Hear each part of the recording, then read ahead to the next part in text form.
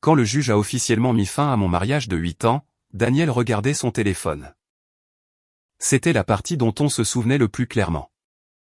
Pas la voix du juge, pas les papiers devant moi. Pas même le sentiment étrange d'entendre mon nom de femme mariée prononcé dans une salle d'audience pour la dernière fois. Daniel regardait son téléphone. Le statut marital des parties est terminé à compter d'aujourd'hui, a dit le juge. Les questions de propriété non résolues resteront devant le tribunal. Les épaules de Daniel se sont détendues juste un peu. Si je n'avais pas passé 8 ans à l'observer, je ne l'aurais probablement pas remarqué. Puis son téléphone s'est rallumé. J'étais assise assez près pour voir le message avant qu'il ne retourne l'écran. Maman, Emma adore le Penthouse. L'agent immobilier nous le garde jusqu'à cet après-midi. J'ai détourné le regard avant que Daniel ne le remarque. C'était donc là que se trouvaient sa mère et Emma. 3 heures après que notre divorce soit devenu définitif. Daniel prévoyait d'aller voir un Penthouse de 1,85 million de dollars avec la femme qui n'était dans sa vie que depuis quelques mois. Je n'étais pas surprise.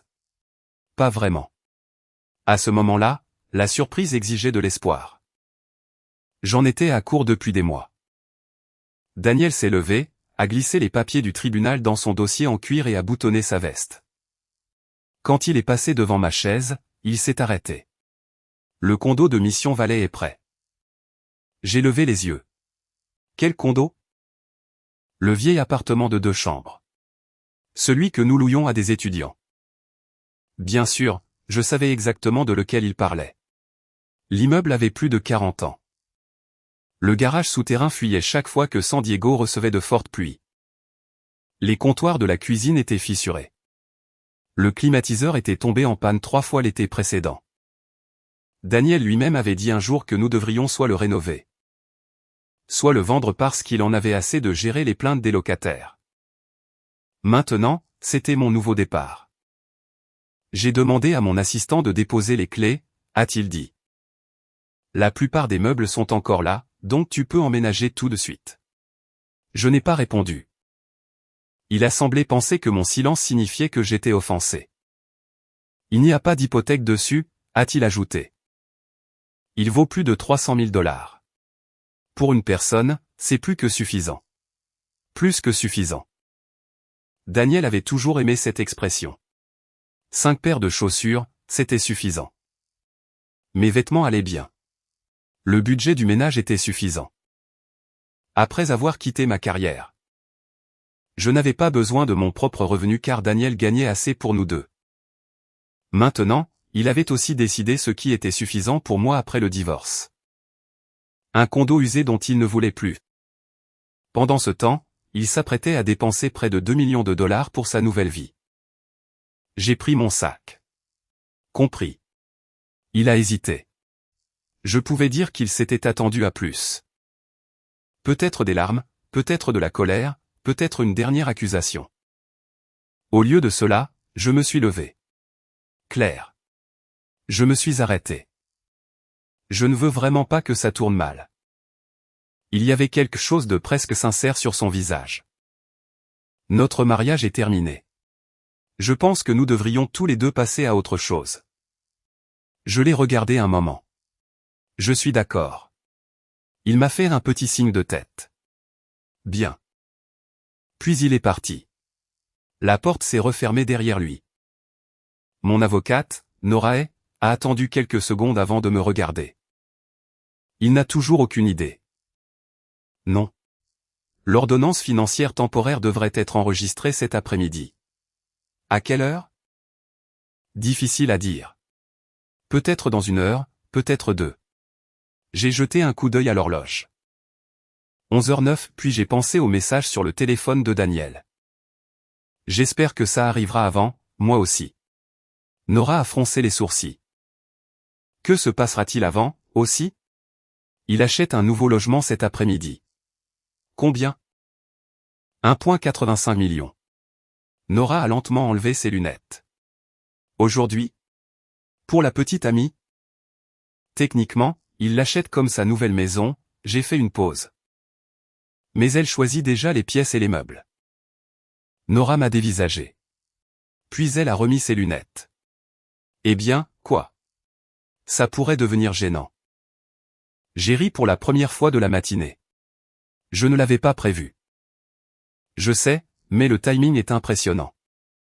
À 13h56 cet après-midi-là. J'étais assise dans la cuisine de ma meilleure amie Jenny quand elle m'a envoyé une photo. Margaret Reed, mon ancienne belle-mère, se tenait devant un mur de verre surplombant la baie de San Diego. Emma se tenait à côté d'elle, 27 ans, enseignante en école primaire, cheveux bruns, très doux. Plus jeune qu'elle n'en avait l'air sur les quelques photos de médias sociaux que j'avais vues. Derrière elle, le soleil scintillait sur l'eau. Le Penthouse avait 4 chambres, un ascenseur privé. Des fenêtres du sol au plafond et une vue qui s'étendait sur toute la baie. Prix demandé, 1,85 million de dollars. Daniel prévoyait de l'acheter comme sa maison post-divorce. Margaret avait apparemment déjà décidé qu'Emma y emménagerait un jour. Jenny a envoyé un autre texto. Ton ex-belle-mère vient de dire à Emma. Choisis ce que tu aimes. Daniel veut que tu te sentes aussi chez toi ici. J'ai fixé la photo. 8 ans plus tôt, Margaret m'avait emmené chercher une maison. Elle m'avait tenu le bras exactement comme ça. Elle avait souri à l'agent immobilier et dit. Claire fait partie de la famille maintenant. Ce qui appartient à Daniel lui appartient aussi. J'avais 25 ans.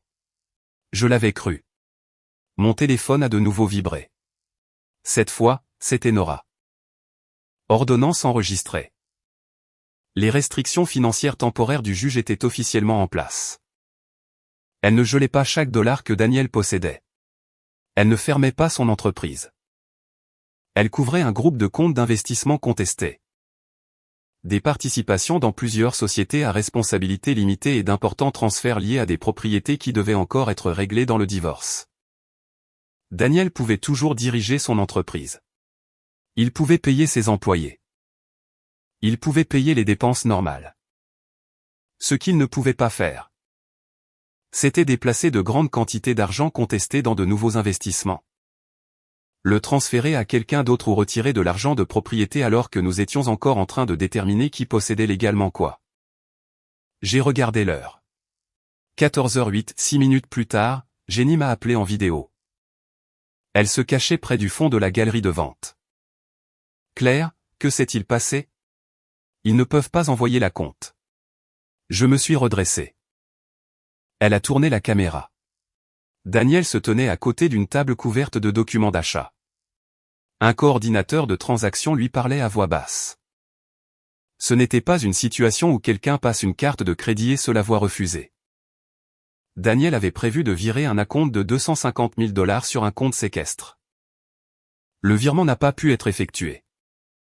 Les fonds proviennent d'un compte répertorié sous une nouvelle restriction judiciaire, a expliqué le coordinateur. Le visage de Daniel s'est durci. C'est un achat immobilier normal. Je comprends. C'est mon argent. Le coordinateur est resté professionnel. Vous devrez demander à votre avocat de contacter le séquestré et de fournir des éclaircissements avant que nous puissions accepter le virement.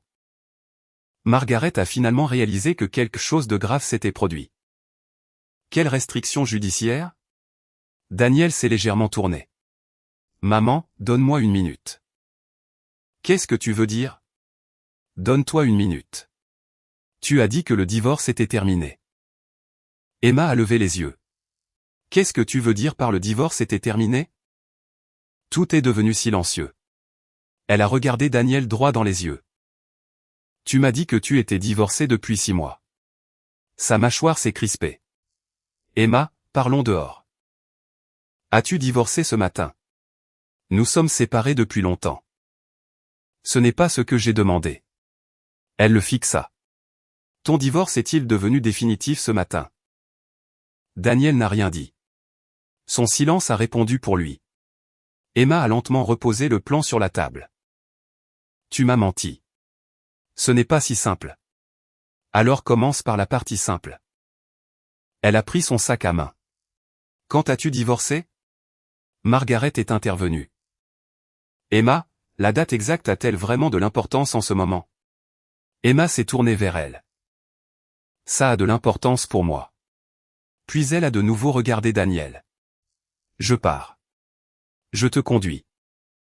Non. Elle s'est arrêtée près de la porte. Règle d'abord ce qui se passe avec ton divorce et ton argent. Puis elle a ajouté doucement mais clairement. Quand tu comprendras ta propre vie. Peut-être alors pourras-tu parler d'un avenir à quelqu'un d'autre. Elle est sortie. Jenny a ramené la caméra vers elle. Je comprends enfin l'expression et désastre public. Point. Je n'ai pas répondu parce que la compte ratée était la plus petite partie du problème de Daniel. La vraie question était de savoir pourquoi le tribunal avait décidé que l'argent qu'il n'arrêtait pas d'appeler le sien était toujours contesté. Mon téléphone a sonné moins de 10 minutes plus tard. Daniel, ai-je répondu. Que as-tu fait? Non. Bonjour. Non, Claire. Juste ça. Bonjour. Pourquoi mon compte d'investissement est-il restreint? Tu devrais appeler ton avocat, Claire. Sa voix a baissé. Ça vient de toi. Nora l'a demandé après que l'expert comptable judiciaire a trouvé un risque que des actifs contestés soient déplacés. Ce sont des actifs commerciaux. Alors prouve-le. Reed Property Holdings est mon entreprise. Personne n'a dit que tu ne l'avais pas créée. Alors pourquoi touchez-vous à mon entreprise? Voilà. Mon entreprise. Je me suis penché en arrière sur ma chaise. Pourquoi ta déclaration financière ne liste-t-elle que 4 propriétés d'investissement détenues conjointement? Parce que les autres ne sont pas des biens matrimoniaux. Et les 16 autres? Elles sont détenues par des sociétés distinctes. Ces sociétés ont-elles été financées avec de l'argent gagné pendant notre mariage? La structure de l'entreprise est plus compliquée que tu ne le comprends. Alors laisse le comptable régler ça.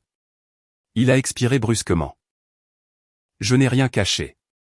J'ai séparé les actifs commerciaux des actifs personnels. Cette phrase m'a presque tout dit. Daniel ne pensait même pas que ce qu'il avait fait était de la dissimulation. Dans son esprit, il a construit l'entreprise. Il a négocié les achats. Il a traité avec les prêteurs. Par conséquent, les propriétés lui appartenaient. Ce que j'avais fait en cours de route comptait à peine. Bien, ai-je dit. Si tout est aussi clair que tu le dis, cela devrait être facile à prouver. Il est resté silencieux. Puis il a demandé, combien veux-tu? Je ne sais pas. Qu'est-ce que ça veut dire? Ça veut dire que je ne connais pas encore la valeur totale de ce que nous possédons. Tu as listé 4 propriétés. Il y a 2 ans. J'en ai vu 17 sur le rapport d'actifs internes. J'ai fait une pause. Tu en as acheté 3 autres après ça. Donc j'aimerais savoir où ces actifs sont allés. Certains appartiennent à l'entreprise. Bien. Certains étaient à moi avant notre mariage. Alors il y aura des registres d'achat. Certains appartiennent à ma mère. Alors elle aura la preuve qu'elle les a financés. Il était de nouveau silencieux. Devons-nous vraiment faire ça? Oui. Cette fois, j'ai répondu immédiatement. J'ai besoin de savoir ce qui est réel.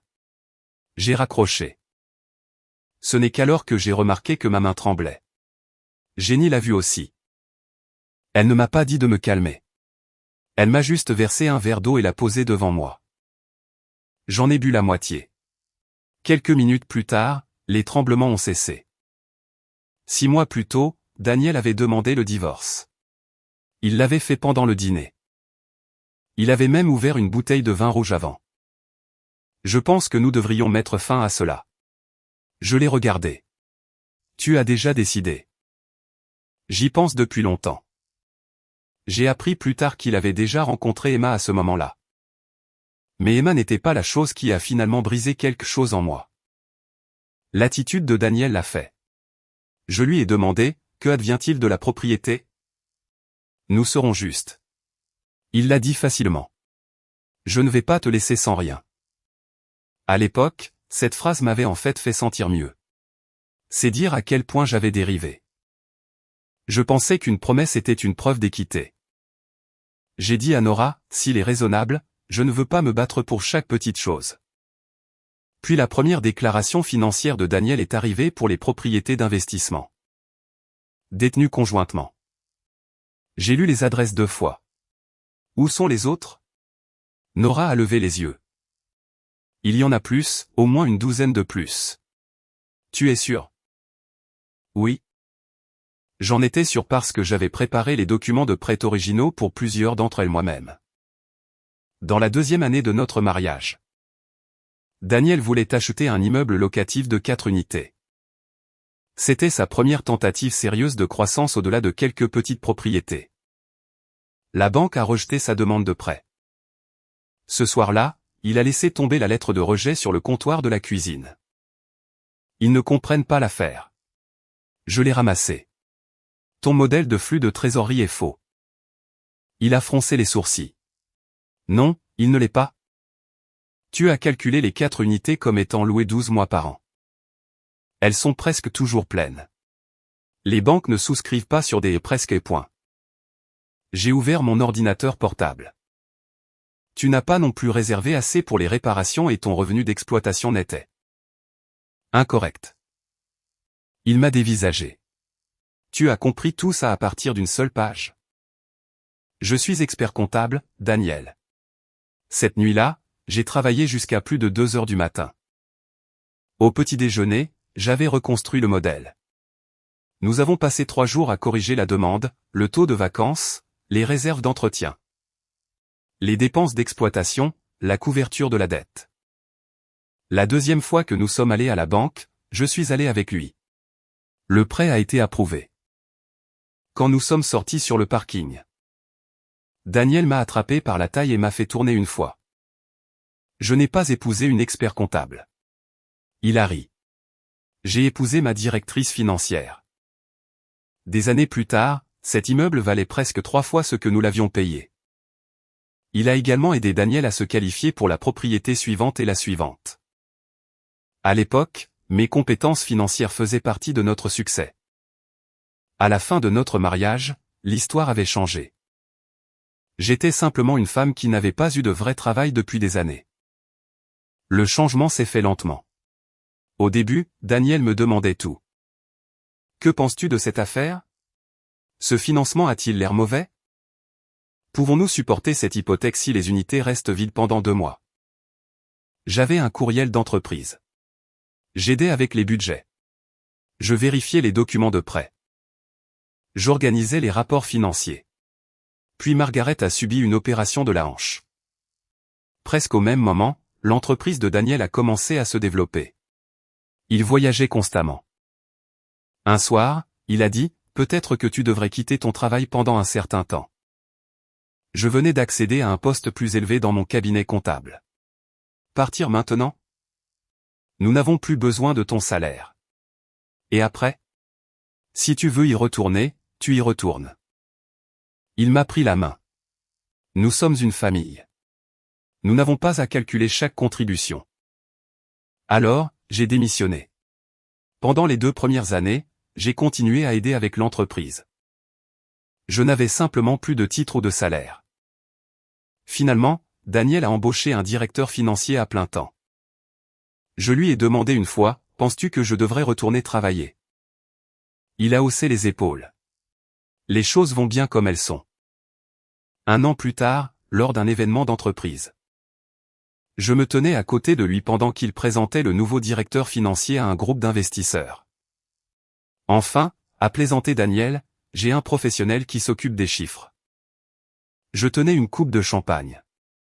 Il n'a même pas remarqué ce qu'il avait dit. Plus tard, je l'ai interrogé sur un investissement que je ne reconnaissais pas. Il a à peine levé les yeux de son téléphone. La structure est compliquée maintenant. Qu'est-ce que ça veut dire? Tu n'as pas été impliqué depuis des années. C'est difficile à expliquer. Au début, tu es ma directrice financière. Plus tard, tu n'as pas besoin de travailler. Je m'occuperai de nous. Ensuite, tu ne comprends plus vraiment l'entreprise. Et finalement, pendant le divorce, tu n'as pas eu de revenus depuis des années. 2 semaines après le début de l'examen financier, l'expert comptable judiciaire, Sam Patel, a étalé un tableau sur la table de conférence. J'ai trouvé les propriétés dont tu te souvenais. 16 propriétés manquantes dans la liste originale de Daniel étaient détenues par 4 sociétés à responsabilité limitée différentes. Les noms des sociétés semblaient compliqués. Sam les a simplifiés. Les propriétés en bas, les sociétés au milieu. Les personnes qui contrôlaient ces sociétés en haut. 2 sociétés à responsabilité limitée avaient changé de propriétaire 2 ans plus tôt. Un nom familier avait été ajouté. Margaret Reed, la mère de Daniel. A-t-elle réellement mis de l'argent, ai-je demandé. Sur le papier, oui. Sam a fait glisser un relevé bancaire. Une des sociétés de Daniel a transféré 180 000 $ sur le compte de Margaret. 5 jours plus tard, le même montant est revenu. Seule l'étiquette avait changé. Contribution au capital de Margaret Reed. Pouvons-nous dire qu'il lui a transféré la propriété? Pas encore. Sam a tapoté la page. Mais nous pouvons dire que la source de l'argent mérite un examen plus approfondi. Il n'était pas nécessaire de comprendre la comptabilité pour voir le problème. L'argent a quitté une poche, est passé par Margaret, puis est revenu sous un nom différent. Cette découverte était aussi la raison pour laquelle Margaret s'est présentée chez Jenny le lendemain. L'avocat de Daniel avait apparemment expliqué que parce que le nom de Margaret apparaissait dans 2 sociétés à responsabilité limitée contestées, Sam demanderait des documents montrant d'où provenait son argent d'investissement. Soudain, ce n'était plus seulement le divorce de son fils. Ses propres comptes faisaient partie de la piste papier. Jenny a ouvert la porte. Margaret est entrée sans s'asseoir. Retirez les restrictions. Je ne peux pas. Vous les avez demandées. Ce sont maintenant des ordonnances judiciaires. Elle a posé son sac à main sur la table. Le condo de Mission Valet te revient. J'ai attendu. Plus 200 000 $. Elle m'a regardé comme si elle avait tout résolu. C'est juste. Pourquoi? Elle a froncé les sourcils. Pourquoi? Quoi? Pourquoi est-ce juste? Tu es une seule personne. De combien d'argent as-tu besoin? J'ai presque ri. Daniel achète une maison de 1,85 million de $. A-t-il besoin d'autant? Son visage a changé. C'est son argent. Finalement, c'était dit. Pas assez. Pas juste. Pas pratique. Son argent. Margaret, après votre opération, qui vous a conduite à la thérapie physique? Elle n'a pas répondu. Quand votre mari est mort, qui a organisé les papiers d'assurance? Les registres de propriété et les dossiers de succession? C'est ce que fait la famille. Exactement. J'ai hoché la tête. Je le pensais aussi. Je ne vous ai jamais envoyé de facture pour mon temps. Mais maintenant vous me dites que parce que je n'ai pas reçu de salaire pendant ces années. Je n'ai apporté aucune contribution financière à la vie que Daniel et moi avons construite. Elle a pincé les lèvres. S'occuper de la famille ne fait pas de toi la propriétaire d'une société immobilière. Je n'ai jamais dit ça. Je me suis levé. C'est pourquoi des avocats et des comptables examinent les registres. Si quelque chose appartient à Daniel, je ne le prendrai pas. Si quelque chose m'appartient, je n'y renoncerai pas parce que vous pensez qu'on m'en a déjà assez donné. Margaret a repris son sac à main. Tu vas détruire son entreprise. Non. Je lui ai ouvert la porte. Si les registres sont clairs, l'entreprise survivra très bien. Et s'ils ne le sont pas? Ce n'est pas moi qui ai créé le problème. Elle est partie sans un mot de plus. La deuxième découverte majeure n'a pas ressemblé à une victoire au début. Un mois plus tard, l'avocat de Daniel a produit 3 accords de prêt familial. L'explication était simple. Plusieurs propriétés avaient été achetées avec de l'argent que Margaret avait personnellement prêté à Daniel. Si c'était vrai, certains de ces actifs pourraient être traités différemment dans le divorce. Les accords totalisaient plus de 600 000 $. Ils avaient des dates, des signatures, des conditions d'intérêt. Ils semblaient légitimes. J'ai lu les 3. Puis j'ai regardé Nora. Et s'ils sont réels? alors nous les traitons comme réels. Donc, certaines de ces propriétés pourraient avoir moins d'intérêt communautaire que nous le pensions. Correct. Pour la première fois depuis le début de l'enquête, je me suis senti vraiment incertaine. J'avais passé des mois à chercher des actifs que Daniel n'avait pas entièrement divulgués. Mais cela ne signifiait pas que tout ce dont je me souvenais nous appartenait automatiquement à tous. Les deux. Certaines propriétés avaient vraiment été achetées avant notre mariage.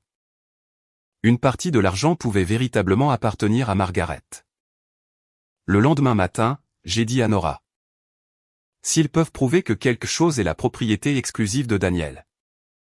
Ne vous battez pas pour ça. Elle m'a observé. Tu es sûr? Oui, je veux ce qui m'appartient. 3 jours plus tard, ça m'a appelé. Tu devrais venir. Il a placé un des accords de prêt devant moi, pour $100 000. La date du prêt est le 14 mai, a-t-il dit. J'ai hoché la tête. Le solde bancaire de Margaret le 13 mai était de $68 000. J'ai levé les yeux. Alors, d'où venaient les $400 000? Sam a tourné la page. Le matin du 13 mai. $400 000 ont quitté un compte d'investissement détenu conjointement par Daniel et moi. Le même jour, ils sont entrés sur le compte de Margaret. Le lendemain, Margaret a prêté exactement $400 000 à la société de Daniel. Même montant, moins de 24 heures d'intervalle. J'ai fixé les relevés. La veille, j'avais honnêtement envisagé la possibilité que l'argent soit à elle. Ce n'était pas le cas, du moins pas à l'origine. Sam a fermé le dossier. Quand on met les transactions dans l'ordre chronologique, les choses compliquées deviennent très simples rapidement. Il avait raison. L'argent a quitté notre compte le lundi, est passé par Margaret, et est revenu le mardi. Puis un document l'a appelé un prêt familial. C'était toute l'astuce. La troisième découverte a changé le cours de l'affaire. Sam m'a appelé un après-midi. Nous avons trouvé une demande de refinancement. Pour quelle propriété? Un des immeubles locatifs. La valeur actuelle est d'environ $900 000. Daniel avait demandé un refinancement avec retrait de liquidité. S'il était conclu, il pourrait retirer près de $400 000 en espèces de la propriété. Le refinancement lui-même n'était pas le plus gros problème. C'était le timing. La demande avait été soumise après que notre procédure de divorce était déjà en cours. Pire encore. Daniel avait signé une déclaration affirmant que la propriété était détenue uniquement par sa société d'investissement et n'avait aucun litige de propriété conjugale non divulgué. Mais lorsque la propriété a été achetée 6 ans plus tôt, l'acompte provenait d'un compte joint. Mes informations financières avaient même été incluses dans le dossier de financement original. J'ai regardé la signature de Daniel. Il a signé ça après que nous ayons demandé le divorce. Oui. Et après qu'on ait dit aux deux parties de ne pas déplacer d'actifs importants. Oui. Si le refinancement avait été conclu, il aurait pris près de $400 000 en espèces. Oui. Il n'y avait aucune explication commerciale compliquée pour ça. Il savait que nous divisions la propriété. Il savait que l'actif était contesté et il essayait toujours d'en retirer l'argent. 3 jours plus tard, Nora a demandé au tribunal des restrictions financières ciblées. C'était l'ordonnance qui est entrée en vigueur l'après-midi où Daniel a essayé de financer le séquestre du Pentouse. Il n'y a eu aucun gel secret spectaculaire, aucune astuce. Le tribunal a simplement dit, jusqu'à ce que le litige de propriété soit résolu. Vous ne pouvez pas déplacer de grandes quantités d'argent hors des comptes et des actifs qui sont encore en cours de division. Le nouveau logement de Daniel s'est heurté directement à cette restriction. Emma m'a envoyé un courriel pendant la 3e semaine. Son message était court. Elle s'est d'abord excusée, puis elle a posé une question. Aurais-je pu être involontairement entraîné dans votre litige de propriété? C'est pourquoi elle m'a contacté. Après le désastre du Pentouse, Daniel continuait de lui raconter la même histoire.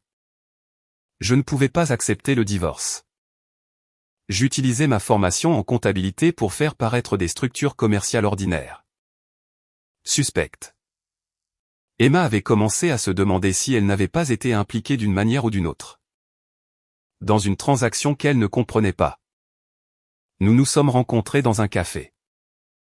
La première chose qu'elle a demandé était « Ai-je besoin d'un avocat ?» Je ne sais pas. Elle a semblé alarmée. Mais je n'ai rien vu qui suggère que vous ayez été impliqué dans ces affaires ou ces transferts d'actifs. Ses épaules se sont détendues. J'étais juste là pour voir le condo. Je sais. Elle a baissé les yeux vers son café. Il m'a dit que vous étiez divorcé depuis 6 mois. Nous étions séparés, donc il n'a pas complètement menti. Il vous a donné la partie de la vérité qui lui était utile. Elle a eu un rire sans joie. Ça ressemble à Daniel. Elle m'a dit qu'il avait essayé de tout expliquer depuis l'incident au bureau de vente. Selon lui, les sociétés à responsabilité limitée étaient normales. L'argent était à lui. Le litige de propriété, c'était moi qui utilisais les chiffres pour le punir. Il n'arrête pas de dire que vous essayez de prendre son entreprise. J'ai demandé, qu'en pensez-vous? Je n'en sais pas assez pour savoir. C'est juste. Elle a hésité. Pensez-vous qu'il sait qu'il ment? J'y ai réfléchi. Pas toujours. Qu'est-ce que ça veut dire? Je pense que Daniel croit sincèrement qu'il a gagné la plus grande partie. Il a géré les affaires. Il a négocié avec les vendeurs. Il est devenu le visage public de l'entreprise. Mon travail était quelque chose que sa femme faisait pour aider. Et quand j'ai quitté ma carrière, c'était mon choix. Donc, dans son esprit, il ne vole rien. Il pense qu'il protège ce qu'il a gagné. Emma m'a regardé pendant un long moment. C'est pire. Pourquoi? Parce que si quelqu'un sait qu'il ment, il sait qu'il y a une limite quelque part. Elle a enroulé ses 2 mains autour de son café. S'il pense honnêtement qu'il a toujours été juste, comment pourriez-vous jamais le convaincre qu'il ne l'a pas été? Je n'ai pas répondu parce qu'elle avait compris en 15 minutes quelque chose que j'avais passé des années à essayer de nommer. Emma a mis fin à sa relation avec Daniel. Nous ne sommes pas devenus amis. Nous ne nous sommes pas ligués contre lui. Nous avons échangé quelques messages après ça. Puis nous avons continué nos propres vies. C'était suffisant. Au 4e mois, Sam a trouvé un autre problème. Les revenus locatifs. Les chiffres que Daniel a soumis pendant le divorce ne correspondaient pas entièrement aux déclarations de revenus antérieures. Les différences étaient suffisamment importantes pour nécessiter un examen. Sam a demandé. Quand avez-vous cessé de vous occuper de la comptabilité de l'entreprise? Je lui ai donné l'année. Et après ça, j'étais complètement sorti. Il a hoché la tête. Alors les divergences ultérieures ne font pas partie de votre travail. Mon premier réflexe a quand même été de demander, est-ce grave? Possiblement. Que se passe-t-il s'il y a un problème fiscal? C'est entre Daniel, son comptable actuel et les autorités fiscales. J'ai failli poser une autre question, puis je me suis arrêté. D'accord, c'est tout. D'accord. Pendant des années, chaque problème dans la vie de Daniel est devenu mon problème. Un document manquant? Je le trouvais. Un problème de trésorerie? Je reconstruisais le budget. Daniel était anxieux? Je restais éveillé avec lui. Margaret était inquiète? Je la rassurais. Cette fois, j'ai fermé le dossier. Ce qui arriverait ensuite était la responsabilité de Daniel, pas la mienne. Une semaine avant la médiation, Nora m'a donné la dernière analyse des propriétés. Le résultat était plus bas que je ne l'avais imaginé. Certaines propriétés étaient clairement la propriété exclusive de Daniel d'avant le mariage. Margaret pouvait prouver qu'une partie de l'argent de l'investissement venait vraiment d'elle. Plusieurs propriétés portaient encore de lourdes hypothèques. J'ai lu le rapport attentivement. Ceux-ci sont définitivement à lui. D'après les dossiers que nous avons, oui. Alors ne vous battez pas pour eux. Nora a levé les yeux. Tu es sûr? Oui. J'avais passé des mois à exiger que la vérité compte. Cela devait s'appliquer même quand la vérité ne me profitait pas. Je voulais ma part. Je n'avais pas besoin de la sienne. La médiation a duré près de 7 heures. Personne n'a parlé de chagrin d'amour. Personne n'a demandé qui avait le plus souffert. Personne ne se souciait de savoir qui avait été le meilleur conjoint. Il y avait des feuilles de calcul, des relevés bancaires, des évaluations de propriété. Des soldes de prêts, des registres de propriété d'entreprise. La comptabilité finale a montré que plus de 3 millions de dollars en intérêts d'actifs, fonds de compte et transactions connexes avaient soit manqué dans la divulgation initiale de Daniel, soit été classés de manière à nécessiter un examen plus approfondi. Cela ne signifiait pas que 3 millions de dollars m'appartenaient. Après soustraction des hypothèques, des biens prénuptiaux confirmés, des investissements familiaux légitimes et d'autres intérêts distincts, nous sommes parvenus à un accord.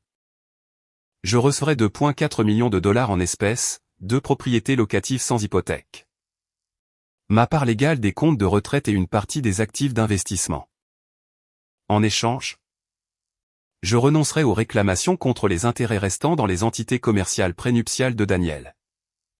Lorsque le médiateur a quitté la pièce pour nous donner le temps d'examiner l'accord, Daniel a dit : « Je veux parler à Claire seule. » Nora m'a regardé. J'ai hoché la tête. Nous sommes passés dans une plus petite salle de conférence à côté. Daniel se tenait près de la fenêtre. Il n'a rien dit au début. Puis, 2,4 millions de dollars. J'ai attendu. Et 2 propriétés. Oui. Tu penses vraiment que tu devrais recevoir autant? Le voilà.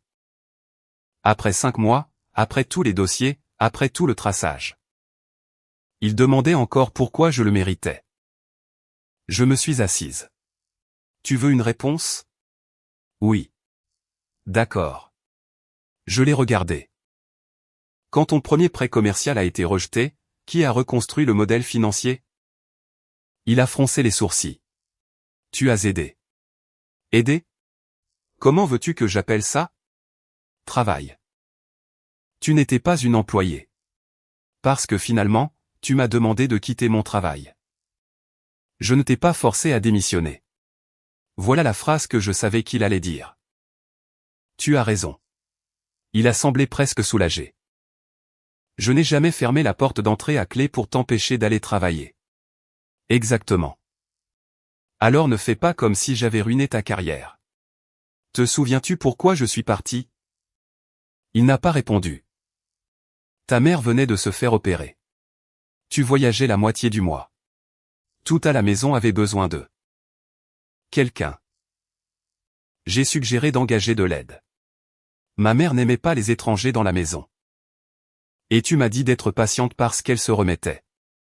Il a croisé les bras. Tu aurais pu y retourner plus tard. J'ai essayé. Quand j'ai posé des questions sur un travail à temps partiel. Il a détourné le regard.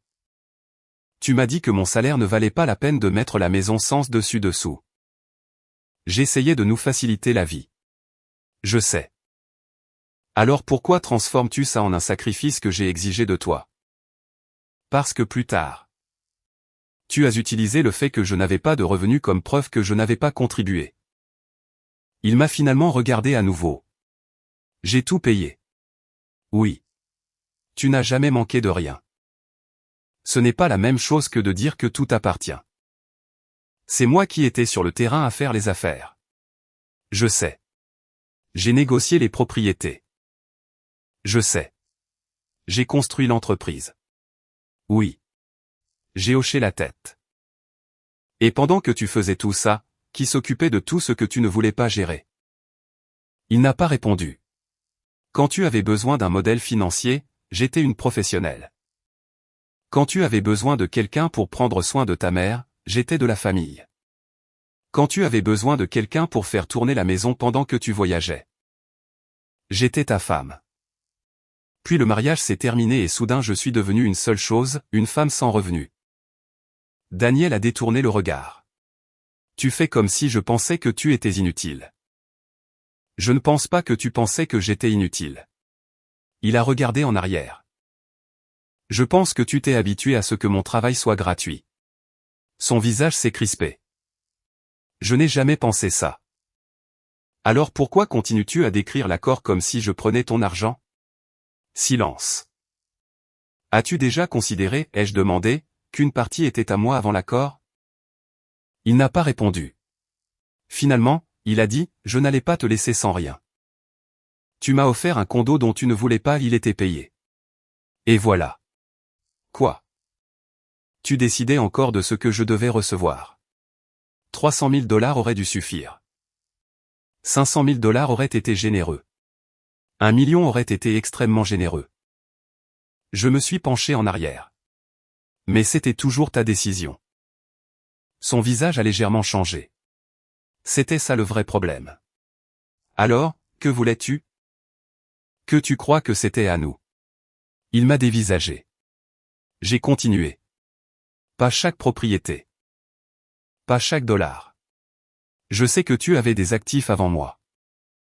Je sais qu'une partie de ce que tu as construit venait directement de ton travail. Mais tu n'as jamais vraiment cru que mon temps avait la même valeur que le tien. Il a baissé les yeux. Après un moment, il a demandé. Si j'avais géré les choses différemment, je savais où il voulait en venir. Pas d'Emma, pas de divulgation manquante, pas de transfert douteux, serions-nous encore mariés? J'ai répondu avant qu'il ne finisse. Si tu avais cru depuis le début que mon temps comptait autant que le tien, j'ai fait une pause. Nous n'aurions peut-être jamais divorcé. C'était la fin de la conversation. Pas de cris, pas d'excuses, pas d'effondrement dramatique. 1 heure plus tard, nous avons signé l'accord. Les problèmes fiscaux ont continué après que notre divorce a été entièrement résolu. À un moment donné, l'avocat de Daniel a contacté Nora et a demandé si je signerais une déclaration disant que certains anciens systèmes de déclaration de location avaient été initialement créés alors que j'étais encore impliqué dans la comptabilité. L'implication était évidente. Si les anciens systèmes étaient en partie les miens, peut-être que certaines erreurs ultérieures pourraient leur être imputées. J'ai lu la déclaration.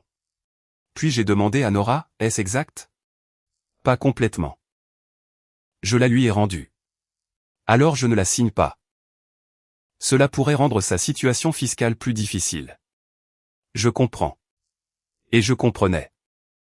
Plus tard, j'ai entendu dire que Daniel avait remboursé des arriérés d'impôts et des pénalités. Il a vendu plusieurs propriétés.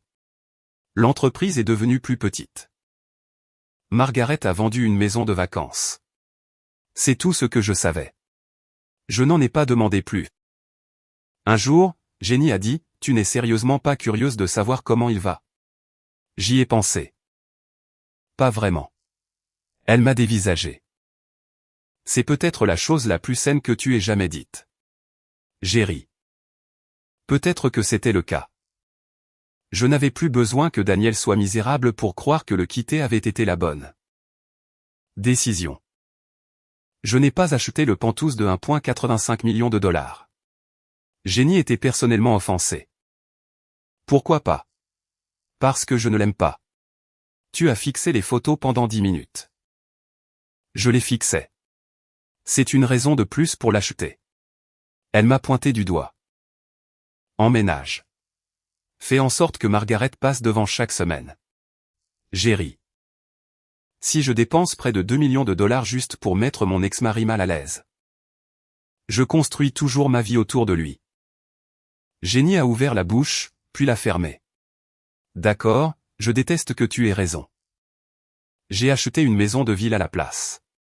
Moins de la moitié du prix. Pas énorme, pas impressionnante, mais elle avait un jardin orienté au sud. L'agent immobilier n'arrêtait pas de parler de la cuisine rénovée et de la suite principale. Je l'ai à peine entendu. Je suis resté dans le jardin pendant 10 minutes. Il y avait du soleil, assez pour des fleurs, alors je l'ai acheté. Pendant la première semaine, j'ai ramené des roses, des hortensias, de la lavande, du jasmin. Un petit citronnier, des orchidées blanches. Dans la 2e année de notre mariage, j'avais planté un rosier dans un pot sur notre balcon. Margaret a dit qu'il attirait les insectes. Un après-midi, pendant que j'étais sorti, elle l'a jeté. J'étais contrarié. Daniel n'a pas compris pourquoi. C'est une seule plante, a-t-il dit. Achète-en juste une autre. Nous ne l'avons jamais fait. Maintenant, personne ne me demandait pourquoi j'avais besoin de tant de fleurs. quand j'ai quitté ma carrière, je n'avais pas complètement renoncé à ma licence d'expert comptable. Je l'avais maintenue en statut actif. À chaque période de renouvellement, je fixais le formulaire et pensais, peut-être un jour. Je n'ai jamais su ce que d'un jour signifiait. 8 mois après le divorce. J'ai terminé la formation continue dont j'avais besoin et j'ai réactivé ma licence. Puis j'ai commencé à postuler à des emplois. Le premier cabinet ne m'a pas embauché. L'intervieweur était gentil. Votre base est solide. Merci. Mais vous avez été absente de la profession pendant près de 8 ans. Je sais que la comptabilité judiciaire a beaucoup changé. Les dossiers électroniques. Les outils de données, les logiciels de découverte financière. Il m'a fait un sourire d'excuse. Nous recherchons quelqu'un avec une expérience plus récente. Je lui ai dit que je comprenais. Puis je suis resté dans ma voiture pendant 20 minutes avant de démarrer le moteur. C'était l'un des rares moments après le divorce où j'ai vraiment douté de moi. 8 ans, c'était 8 ans. Vouloir revenir n'effaçait pas l'écart. Ce soir-là, je me suis inscrite à 2 cours de mise à jour en comptabilité judiciaire. J'ai appris de nouveaux logiciels. J'ai examiné des études de cas actuels. Je me suis entraîné à tracer des transactions à travers des dossiers numériques. 1 mois plus tard, j'ai passé un autre entretien. L'associé a regardé mon CV. Une interruption de carrière de 8 ans. Oui. Cela vous inquiète-t-il? Oui. Cette réponse l'a surpris. Donc, j'y remédie. Je lui ai parlé des cours. Puis je lui ai parlé de l'affaire de divorce. Au cours des derniers mois, j'avais travaillé aux côtés d'avocats et d'experts comptables judiciaires tout en traçant de l'argent à travers 4 sociétés à responsabilité limitée. Plus d'une douzaine de propriétés contestées, des comptes joints. Des transferts familiaux et une demande de refinancement. Il s'est penché en avant. Qu'avez-vous fait exactement? J'ai examiné les relevés bancaires, suivi où l'argent partait et où il revenait. Fait correspondre les acomptes aux comptes sources. Comparer les anciens calendriers de propriété avec les registres de propriété actuels. Reconstruit le calendrier autour du refinancement. Je n'ai pas fait paraître cela plus compliqué que ça ne l'était, car finalement, la plupart des enquêtes financières se résumaient à une question très simple. Quelqu'un dit que l'argent lui appartient. Vous demandez, d'où vient-il? L'associé a fermé mon CV.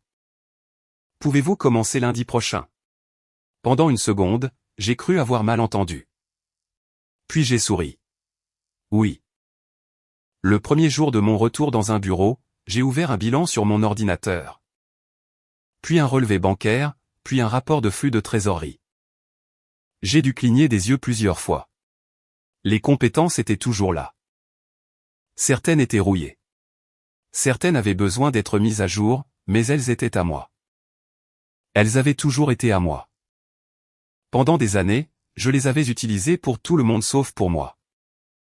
Un peu plus d'1 an plus tard, j'ai commencé à traiter de plus petites enquêtes sur les biens matrimoniaux. Un après-midi, une femme était assise en face de moi dans la salle de conférence. Elle n'arrêtait pas de tordre le poignet de sa manche. Mon mari s'occupe de tout l'argent, a-t-elle dit. Je ne sais pas ce que nous possédons réellement. J'ai hoché la tête. Et je n'ai pas travaillé depuis des années. Elle avait l'air embarrassée. Alors peut-être que je n'ai pas vraiment le droit de demander grand-chose. Pendant une seconde, je me suis vu. Pas parce que nos mariages étaient identiques, mais parce que je connaissais cette voix. La voix de quelqu'un à qui on avait dit pendant si longtemps que les informations financières appartenaient à quelqu'un d'autre, qu'elle avait commencé à croire qu'elle ne méritait même pas de poser des questions. J'ai poussé une feuille d'inventaire vierge sur la table. Ne vous inquiétez pas encore de ce à quoi vous avez droit. Elle a levé les yeux. Alors que dois-je faire? Commencez par les faits. Quel compte existe? Quelle propriété? Quel nom figure sur les sociétés? Quel est le montant de la dette? D'où venait l'argent? J'ai tapoté la feuille de travail. Nous trouvons ces choses d'abord. Votre avocat peut décider de la partie légale. Elle a lentement hoché la tête. Cet après-midi-là, j'ai enfin compris pourquoi je voulais rester dans ce domaine. Il ne s'agissait pas d'aider les gens à punir leurs conjoints. Il s'agissait d'aider quelqu'un à voir la situation dans son ensemble avant que quiconque ne le convainque qu'il n'y avait aucune valeur. La même année, j'ai loué une minuscule boutique d'angle près de mon bureau. 600 pieds carrés, murs blancs, une façade entièrement vitrée, un jacaranda à l'extérieur. Je n'ai pas quitté la comptabilité. La boutique n'avait pas besoin de me faire vivre. Elle n'ouvrait que le week-end. Je voulais un studio de fleurs. C'était la seule raison. Pas d'empire commercial, pas de grand plan. J'aimais les fleurs. Je l'ai appelé seconde floraison. Jenny a vu l'enseigne et a immédiatement fait la grimace. C'est un peu dramatique. Alors ne viens pas. Elle est arrivée la première le jour de l'ouverture avec un arrangement floral si grand qu'il bloquait presque la porte. Plus d'un an plus tard, un samedi soir, je taillais des roses blanches quand la cloche au-dessus de la porte a sonné. J'ai levé les yeux. Daniel était là. Je ne l'avais pas vu depuis longtemps. Il n'avait pas l'air détruit. Il n'était pas fauché et désespéré. Il n'avait pas vieilli de 20 ans. Il avait juste l'air ordinaire. Chemise bleue, jean, un peu de gris près de ses tempes. Moins de cette vieille confiance qui le faisait entrer dans chaque pièce comme si tout le monde l'attendait. Salut. Salut. Il a regardé autour de lui. J'ai vu que Jenny avait posté des photos de la boutique. Cela expliquait comment il l'avait trouvée. Ça a l'air bien. Merci. Il s'est dirigé vers un seau de tournesol. Peux-tu me faire un bouquet? Pour qui est-ce? Ma nièce. Elle obtient son diplôme universitaire aujourd'hui. Qu'est-ce qu'elle aime? Le jaune. J'ai choisi des tournesols. De la camomille. Un peu de verdure. Daniel se tenait tranquillement de l'autre côté du comptoir. Quand j'ai eu presque fini, il a dit, ma mère vit en Arizona maintenant, avec ma tante. J'ai continué à emballer les fleurs. Comment va-t-elle? Elle va bien. Il a hésité. Elle m'a demandé de te dire qu'elle est désolée. J'ai noué le ruban. D'accord. Il a semblé surpris. C'est tout? J'ai levé les yeux. Que devrais-je dire d'autre? Il a eu un petit rire. C'est juste. Je lui ai tendu le bouquet. Il a payé, mais il n'est pas parti immédiatement. Claire, oui. Parfois je pense encore. J'ai secoué la tête. Ne fais pas ça. Il m'a regardé. Tu sais ce que j'allais dire? Probablement. Si les choses avaient été différentes. Ça n'a plus d'importance. Il a baissé les yeux sur les fleurs. Les choses sont arrivées, ai-je dit. Nous avons tous les deux nos vies maintenant. Après un moment, il a hoché la tête. Tu as raison. Il a atteint la porte puis s'est arrêté. Claire. J'ai levé les yeux. Me détestes-tu toujours? J'ai dû y réfléchir. Non. Pourquoi? Je l'ai regardé. Parce que tu ne vaux plus la peine de prendre autant de place dans ma vie. Daniel n'a rien dit. Après quelques secondes, il a hoché la tête. Puis il a ouvert la porte et est parti. La cloche a sonné doucement derrière lui. Je ne suis pas allé à la fenêtre. Je n'ai pas vérifié quelle voiture il conduisait. Je ne me suis pas demandé où il vivait. Je suis retourné aux roses. Moins de 2 minutes plus tard, la cloche a de nouveau sonné. Une femme d'environ 30 ans est entrée, portant un sac de travail. Êtes-vous encore ouverte? Oui. Elle a regardé autour d'elle. Je veux acheter quelque chose pour quelqu'un. Pour moi. J'ai souri. Alors vous devriez choisir avec soin. Elle a marché lentement le long du présentoir. Finalement, elle s'est arrêtée devant un bouquet de tulipes roses. Les bourgeons étaient encore pour la plupart fermés. Celles-ci sont jolies. Elles le sont, mais elles ne sont pas encore ouvertes. Pas complètement. Elle a montré un autre bouquet. Devrais-je prendre celles qui sont déjà ouvertes à la place? J'ai pris les tulipes fermées. Celles-ci sont bien. Elle a hésité. Elles n'ont pas l'air aussi jolies en ce moment. Je les ai portées au comptoir et les ai posées sur le papier d'emballage. Dehors, la lumière du soir passait à travers la vitre. L'ombre du jacaranda se déplaçait sur le sol. J'ai taillé les tiges. C'est bon. J'ai emballé les fleurs. Dans quelques jours, j'ai noué le ruban autour d'elles. Cette histoire est entièrement fictive et destinée uniquement à des fins de divertissement et d'éducation.